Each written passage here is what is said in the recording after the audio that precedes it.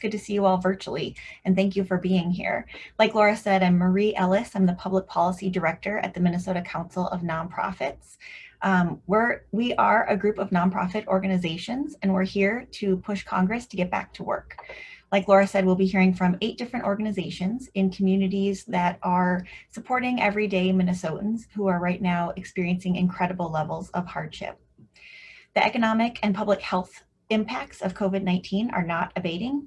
The economic crisis is not over. The health crisis is not over. The emergency is not over. I think you all have a copy of the letter that the Minnesota Council of Nonprofits and the Minnesota Budget Project sent to Congress with over 150 other organizations signed on.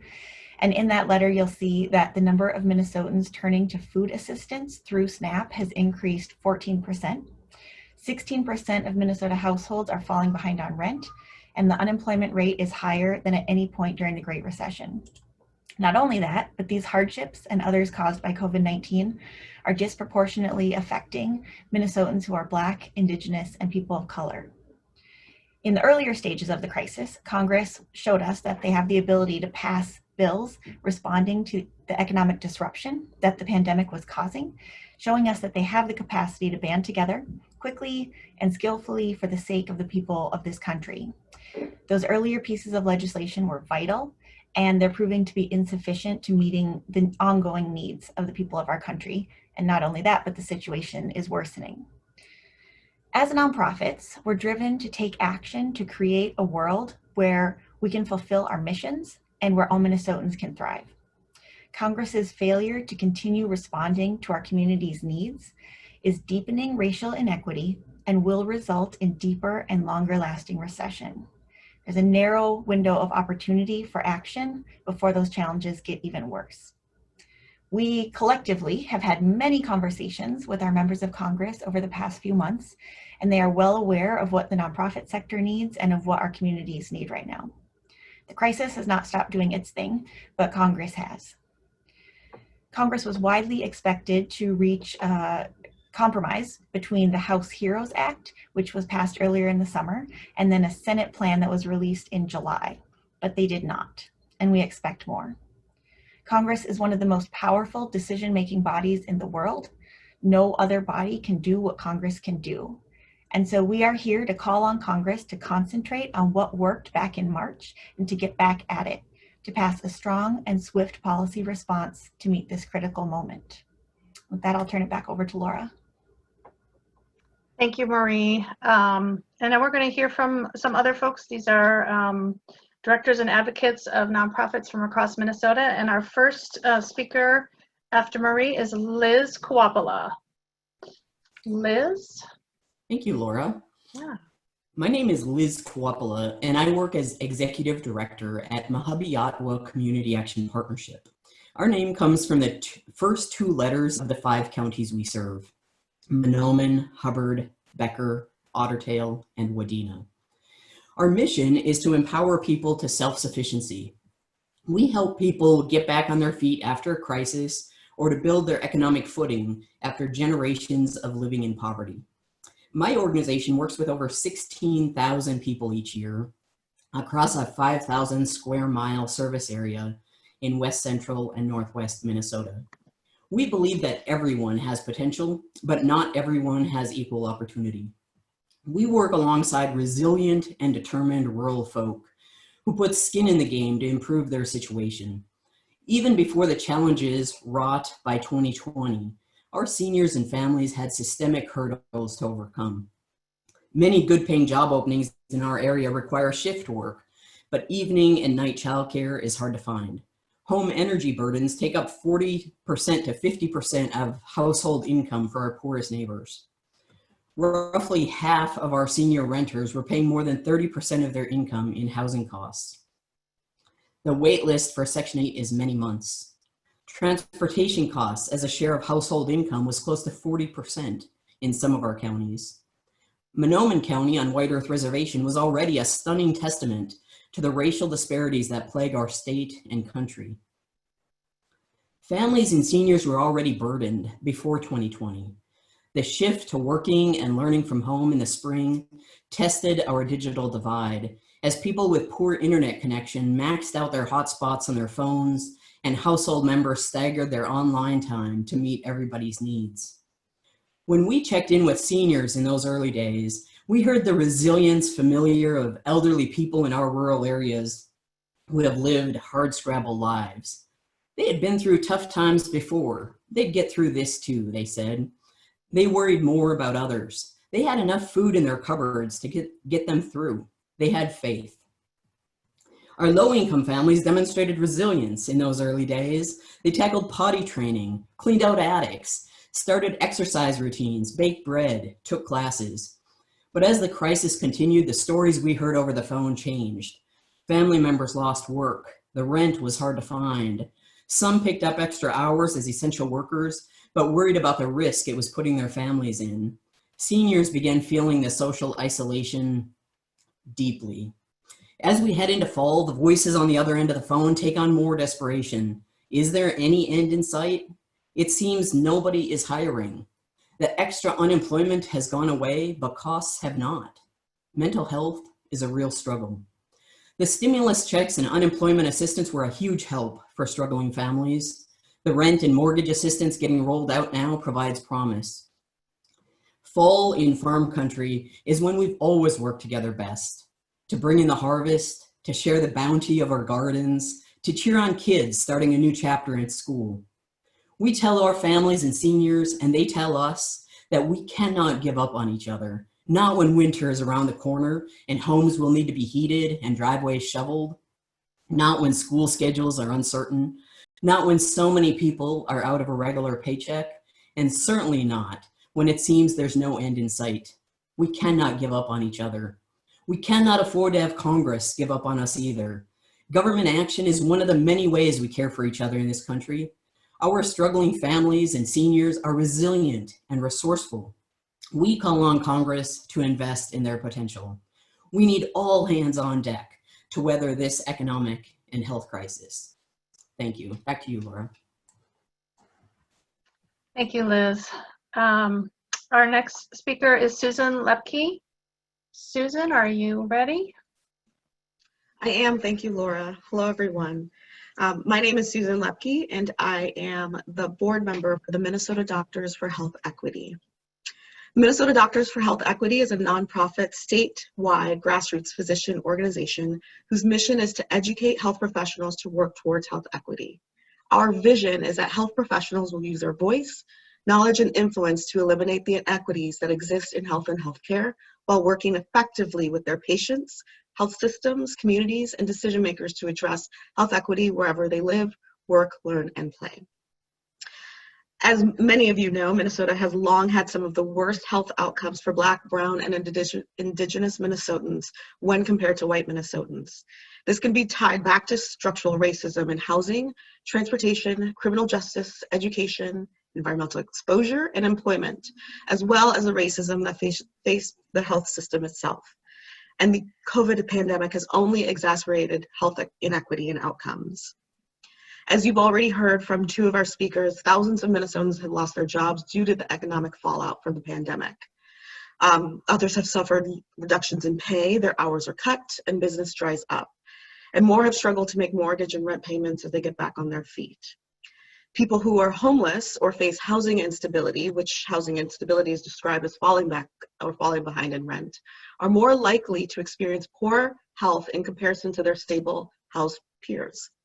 The lack of stable housing can also decrease the effectiveness of healthcare by making proper storage of medications difficult or impossible. For community health centers where a lot of our members serve, we have over 200 community health center physicians, health professionals, and nurses and allied health professionals. It has proven difficult to connect with patients that are homeless since they are displaced. They're not able to walk into a clinic and get the care that they were able to receive. And they also can't call. They've lost their phones. Access to phone care has gone away, so they can't call to get that care either. Since March, the number of individuals that have enrolled in Medicaid programs in Minnesota has gone up by 13% across the state, with over 1 million Minnesotans needing affordable access to care. While the Families First Coronavirus Response Act provided a temporary boost to Medicaid, This has not been enough for Minnesota programs to allow community health center providers to provide for the care to those individuals that need it the most. The pandemic has been showing us more than ever that housing is a critical part of health equity, as well as healthcare access. Many Minnesotans are bearing the brunt of both the health and displacement impacts, and we've seen that especially more recently after all that has happened with the George Floyd protests, as well as those that are still being in encampments in parks around the city. Congress has an opportunity and a responsibility to provide for more adequate funding to help us not only survive this crisis, but emerge with a more equitable system for all communities. We need Congress to get back to work and support increasing Medicaid funding and providing housing assistance funding so that states can continue to make affordable health care work for all who need it. Thank you. Back to you, Laura. Thank you, Susan. Next up, we have Colleen Moriarty. Colleen? Good morning. I'm really happy to be here and stand with my colleagues as we witness again the terrible effects of hunger and how it's related to all the issues that everyone is talking about. The issues that Liz cited in her counties, particularly Monoman, the poverty that has existed for decades, the fact that there were 3 million visits to food shelves before the COVID crisis, the fact that we run a statewide organizations. We have something called the Minnesota Food Helpline. And once the unemployment dollars were eliminated, the additional unemployment dollars, our calls picked up sometimes 200 to 300% per day. You can't on a simple phone line assure someone that they're going to have enough food for the next day or for their family, or that they can eat along with their children. We have an enormous task in front of us. After the murder of George Floyd and the civil unrest, there were grocery stores that were eliminated in wide swaths of Minneapolis and St. Paul. They're getting back on their feet, but people have been set behind with this. We know that we can send out boxes of emergency aid, but the quickest way for people to be able to maintain stability is for them to use the most highly funded program in the federal government for nutrition, and that's SNAP. We've seen a 15% increase in the numbers of people using SNAP, but now with the elimination of the UI, I see it escalating even more. At the top of 2008, we had over 800,000 people on the program. This program allows them to buy the food that they need, to have culturally appropriate food available to them, have food that's available for them for their diet or their health restrictions. We also run a program called SNAP RX with healthcare providers. They can refer people to our Minnesota Food Helpline, and we can screen them for their availability and their eligibility for SNAP. That's done in cooperation with another group that you're going to hear from this morning, the Children's Defense Fund. All of these things work together. If there's no job, there's no food in the house, there's no hope, and they need help now. There's no excuse for not boosting SNAP 15%. It's been a long time since the SNAP budget has been able to be boosted enough to help people. And if you're going to chip away at all the public benefit programs that support people with basic needs, we're going to end up with wide swaths of the population who have nothing. That's not where we want to go. That's not how we want to handle hunger. We can give people a box, we can give people a bag, but what they need is the stability to be able to provide food on a regular basis. So I'm calling on Congress to come back together, to recognize the fact that these people in Minnesota and throughout the country need your help, and they need it now. The Senate has blocked all of these attempts to be able to reach a deal, and we need that now. We need it before this is a crisis of people having healthcare outcomes that mean life or death. And we need your help. Thank you very much. Thank you, Colleen. Our next speaker is Bharti Wahi. Bharti? Good morning. My name is Bharti Wahi, and I'm the Executive Director of the Children's Defense Fund of Minnesota. I'm honored to stand here with my colleagues and to advocate on behalf of all Minnesota families. CDF Minnesota is an organization that pays particular attention to the needs of children who face the steepest ladder to success. including children living in families that can't afford to meet their basic needs, as well as Black, Brown, and Indigenous children. As children and families across Minnesota prepare for an unprecedented school year, many families are struggling with job loss, housing instability, food insecurity, childcare challenges, and more precarious access to health care. The dual challenges of our public health crisis and our economic crisis have placed already overburdened and under-resourced families at greater risk.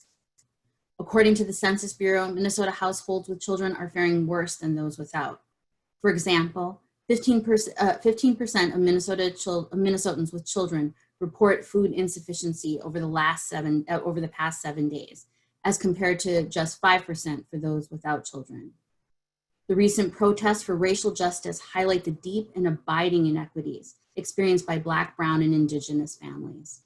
COVID-19 has placed a spotlight on the cracks in our social contract, and we can see many communities disproportionately impacted.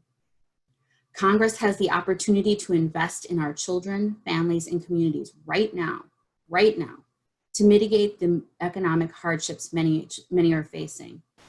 We know that children do better when their families do better. And we know economic supports in childcare, unemployment, housing, food access, and healthcare are critical to child well-being. We know further investments in education will be needed to ensure all children and youth can maximize learning this year, which will be complicated enough, whether it's happening in person or virtually. We need to see stronger extension of the federal unemployment insurance, including the $600 weekly boost. We know and we saw what impact that had in mitigating in the first months of this pandemic, the economic instability that families were facing. And we need those unemployment benefits and that boost to extend to working youth. Not all teenagers have parents that can support them. Unfortunately, since COVID-19, employment income has fallen 53% for 53% of Minnesotans with children compared to 37% without children. Investments in childcare are needed. More families will need childcare support so they can continue to work during this time. And long-challenged childcare providers will need access to support to ensure that they can remain safely open. Childcare is an infrastructure that needs investment. Local communities right now are bearing the brunt of the COVID-19 response. And while federal funding remains languishing, states, counties, cities, and tribal nations are at the forefront of providing supports. They need federal funding in order to meet the health, safety, and financial needs of all of their residents. It's time for the feds to step up. Housing assistance is needed to help families remain safely housed. Minnesotans with children are more likely to report they are unable to make their last mortgage payment or rent payment, and have little or no confidence of being able to make the next one, as opposed to their counterparts without children. Housing is important to childhood well-being. Immigrant children, youth, and young adults have, for the most part, been left out of much of the stimulus support that has taken place already. More must be done to ensure all children are supported during this time. This is a matter of values and what we hold dear, and all children should be held in our hearts in our community. Congress cannot wait to take action. We need comprehensive, equity-focused stimulus that centers the needs of children and families. We've heard Liz speak today about the resilience of our community members, but people shouldn't have to be this resilient, not when they have a government that can support them. Our ask to communities should not be that they have to constantly figure out how to make ends meet. As children navigate a difficult year, we have a moral obligation to ensure the adults, are supporting them in all the ways to ensure they can continue to grow and learn. Our children and young people are watching us, and they need to see how we actualize the values of equity, care, and justice. Thank you. Thank you, Barty. I'm going to go next to Vina Iyer. Vina, are you with us? Yes, I am. Thank you. Thank you so much to Laura, to MCN, and to my fellow speakers and leaders for having me here today. I think so many of the speakers who have already spoken have talked about the ways in which Minnesotans are struggling in this crisis and how much they need the support of the federal government, of all aspects of our society, in order to overcome. That is particularly true of our immigrant and refugee communities.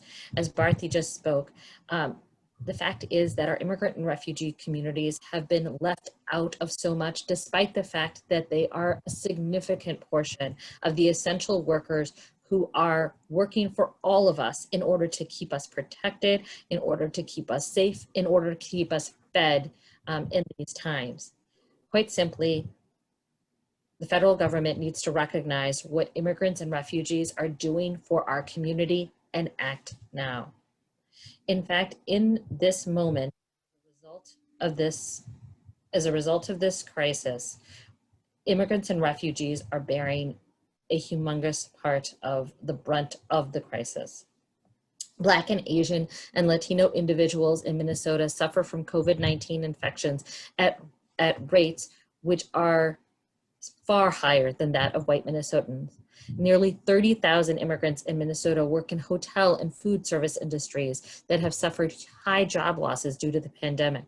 They are less likely to be covered by health insurance and are not eligible for a number of safety net programs, and even in some cases for unemployment insurance, despite having had taxes taken out of their wages every single week in order to pay for such insurance programs.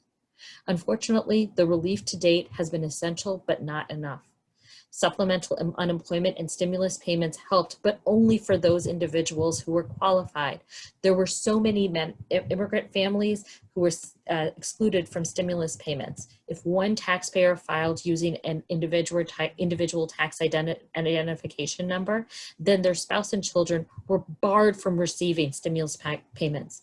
That meant the exclusion of tens of thousands of US citizen spouses and children in Minnesota from receiving stimulus packages and support that they so desperately needed. In fact, more than 64,000 US citizens in Minnesota live with at least one undocumented family member, meaning that at least those 64,000 US citizens were left out of receiving payments that they needed to get through this crisis. Congress's role and work is critical. Congress must provide leadership, disrupt hardship, and shorten this recession. Back in 1929 and 1930, as the country sank into the Great Depression, President Herbert Hoover insisted that prosperity is just around the corner. He was wrong. Neither prosperity nor recovery will appear magically around some corner. Prosperity and recovery come only with smart, determined action. We need action to keep food on people's tables and roofs over their heads. We need action to create jobs that pay living wages to our millions of willing workers. We need action to provide protective equipment and support for healthcare workers and other frontline workers. We need to all be in this together. We need Congress to lead in the battling COVID and in getting help to people devastated by the economic recession. We need congressional leadership as we work toward ending this pandemic and rebuilding our nation. At the Immigrant Law Center of Minnesota, which I lead, we have we worked on over 4,000 cases each year in which we assist low-income immigrants and refugees through the pathway to citizenship, whether it is assisting people who are victims of domestic violence, with getting immigration status, which enables them to leave abusive relationships, to helping refugees get lawful permanent residence, and finally to allowing folks to get citizenship in order to be able to vote in elections like the one coming up this year. We have seen each of our clients struggle to make decisions about whether they should spend their money on applying for citizenship at a time when applications are still only about $500, still so out of reach for low-income immigrants, but will be going up to $1,100 in a few months as well. So we have our clients who are facing that question: do I pay to become a citizen, or do I pay to make food to put food on my table? These are not choices that anyone should be having to make in this time. We need federal action in order to support immigrant refugee families and all families here in Minnesota and across the country. Thank you. Thank you, Vina. I'm going to turn to Jean Martinez now. Good morning. My name is Gene Martinez, and I'm the Legislative Advocacy Coordinator for the ARC Minnesota. As you may know, we are a statewide nonprofit advocacy organization that works to promote and protect the human rights of individuals with intellectual and developmental disabilities, or IDD. Founded over 70 years ago by parents of children with IDD, ours was the first ARC chapter in the nation, and we are still affiliated with the ARC United States. Our primary focus to this day is advocating on behalf of and alongside individuals with disabilities of all ages, from birth to end of life, and their family members, helping people navigate systems, connecting them with resources in their communities, and most importantly, advocating for individuals' rights. In doing so, we've heard directly about the impacts that COVID-19 has had and continues to have on people's lives. The ARC Minnesota believes that immediate action by the federal government is necessary to respond to the COVID-19 crisis by addressing the needs of persons with disabilities, low-income individuals, and people of color impacted disproportionately by racial disparities in our society. We are working closely with our national organization, the ARC of the United States, to support critical measures that they have identified in the HEROES Act, passed in May by the House, that benefit the disability community, including funding to help people remain in their homes and to hire family or friends as staff, since direct support professional, DSP, may not be available or may be too risky for staff to come into their home. Access to personal protective equipment, PPE, and supports for the DSP workforce.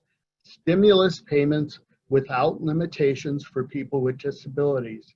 Paid leave provisions to support family caregivers who must miss work to support their family members with disabilities. And the broad federal medical assistance percentage, FMAP, increased to 14% to stabilize the Medicaid program, one of the only funding sources for long-term services and supports. The HEALS Act that has been introduced in the Senate does not include any of these critical priorities, does allow persons with disabilities to receive stimulus payments, but it falls far short of the response needed when we are still many months away from taming the COVID-19 virus. Finally, there is a need for emergency housing supports. Many people with disabilities are at risk of losing their housing from falling behind on rent payments because it has not been a safe environment for them to continue employment in the community, or they were laid off. We continue to advocate for the ability of persons with disabilities to leave congregate care facilities and live in their communities in affordable, accessible, and safe housing. So along with 60 Minnesota-based organizations, we ask that members prioritize emergency housing supports during the ongoing COVID-19 relief negotiations. One, a uniform national moratorium on evictions and foreclosures, $100 billion for emergency rental assistance, $75 billion to support housing assistance fund, and $11.5 billion to support those experiencing homelessness with emergency solutions grants. I want to thank the Minnesota Budget Project and MCN for organizing this press conference today. Thank you. Thank you, Jean. And our final, actually we have two more, sorry. Judy Halper is next. Good morning, everyone. Thank you so much for this opportunity. Founded in 1910 as a resettlement organization, Jewish Family and Children's Service of Minneapolis responded to the urgent and critical needs of Jewish immigrants arriving from Europe. These individuals and families were fleeing anti-Semitism and persecution. JFCS provided housing, jobs, language classes, and other services to successfully resettle these refugees. In 1918, when the United Way was established, JFCS became a charter member of the organization and began to serve the broad community in addition to its cultural competency for serving the Jewish community. Over the decades, programs were added that provided counseling and mental health services. Programs for older adults, such as shopping programs, Meals on Wheels, caregiver services, and others to meet the needs of seniors, and a variety of career services, including vocational rehabilitation and dislocated worker services. Today, JFCS serves 14,000 people annually with a holistic approach, ensuring that through its 30+ programs and services, people with needs are helped to succeed and be self-sufficient. Our mission is to provide essential services to people of all ages and backgrounds to sustain healthy relationships, ease suffering, and offer support in times of need. We are here for all, always. The $600 additional financial support on top of unemployment benefits has helped Minnesota families to manage during this time of furloughed or lost employment. Now that the amount of stimulus dollars has decreased, we anticipate a much greater number of people seeking grants in order to keep their housing. Additionally, food insecurity is likely to increase as family budgets decrease or stagnate. More people will be seeking assistance to find employment. Mental health needs will increase as anxiety and depression occur due to illness, financial insecurity, and the growing unpredictability. Increases in domestic violence and substance abuse is also anticipated. As donors conserve resources, nonprofits may experience a decrease in resources at the same time as they experience a rise in requests for service. While nonprofits have pivoted quickly to continue to serve the needs of at-risk individuals and families when stay-at-home went into effect, gaps have emerged in how best to meet complex and growing needs. Many of the gaps are found in technology and other resources those most at risk may not have access to and therefore provide barriers. Taking a holistic and thorough approach to offering help often involves cooperation across organizations. Communication has been more difficult with remote working. Time lags in meeting immediate needs is more common. Importantly, social service professionals are feeling the stress that everyone else is experiencing as they navigate their jobs and manage distance learning for their children. Stress in professionals in this arena is real. The longer that this social disruption continues, the longer the pressure will continue for professionals who are trying to meet the needs of our community while meeting the needs of their families. Thank you. Thank you, Judy. And our final speaker this morning right now is Brett Grant. Brett, thank you. Thank you, Laura. Good morning, everyone. My name is Brett Grant, and I am Research and Policy Director at Voices for Racial Justice. At Voices, we envision a world without racism that honors the culture, knowledge, power, and healing of Black, Indigenous, and communities of color. COVID has only revealed what we already knew about racial disparities, that government inaction is a matter of life and death for communities of color, Indigenous communities, and communities experiencing low wealth. COVID and the recent uprisings were a test for us in our government. Would we be able to look past our ideological and philosophical differences and simply do the right thing? Or would we continue to let ideological and philosophical differences lead us down a path of inaction? All across the country, we have seen communities move past their differences and respond to this pandemic with dignity, love, care, respect, and practices of selflessness, demonstrating the best of who we are and who we hope to be as a nation. From handing out supplies to protesters, to opening up many stations along sidewalks for community members, to making calls to the governor's office, people from all walks of life have been working together to produce change. Our governments have a lot to learn from these examples.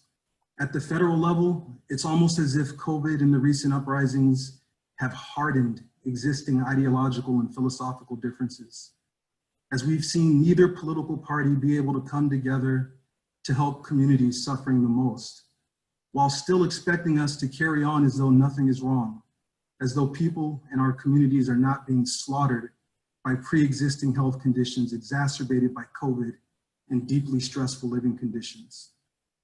In Minnesota, we've seen legislators propose legislation to ensure that the most vulnerable in our communities can keep their heads above water and make it through this public health crisis. We've seen thoughtful legislation refuse to leave people out of conversations about unemployment insurance and emergency assistance and direct cash payments simply because they don't have legal status. It's not just frustrating, as some have argued, to discover that there is no help from the federal government or relief package coming that will replace the lost wages and pay for housing, food, and other necessities that people need, including Indigenous people and people of color, people who are immigrants, people who are refugees, and people who lived in mixed status families. It's not who we are, and it's certainly not an image of our government we should be proud to leave for future generations. Thank you.